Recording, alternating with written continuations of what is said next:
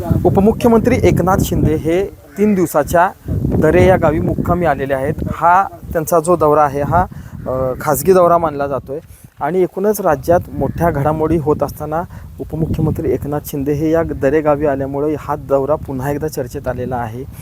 कारण शिवसेनाचे चिन्ह आणि शिवसेना पक्ष नेमका कुणाचा यावर सुनावणी आज पार पडते। ती सुनावणी कदाचित अंतिम सुनावणी असेल अशा प्रकारचं बोललं जातं आणि त्याच पद्धतीनं आज दुपारनंतर या गोष्टीचा निकाल देखील लागण्याची शक्यता वर्तवण्यात येते। नेमका शिवसेना पक्ष हा कोणाचा यावर, त्यामुळं आज एकनाथ शिंदे यांच्या या दौऱ्यावर सर्वांचं लक्ष लागून राहिलं आहे।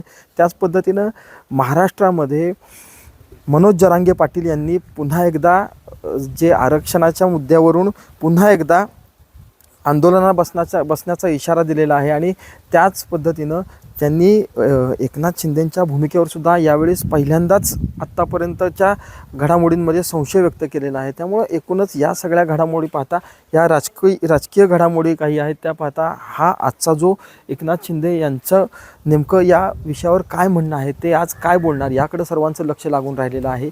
त्यामुळं हा जो दरेगावचा आजचा जो दौरा आहे एकनाथ शिंदेंचा, तो या सर्व एकूण घडामोडीमुळे चर्चेत आल्याचं पाहायला मिळतंय।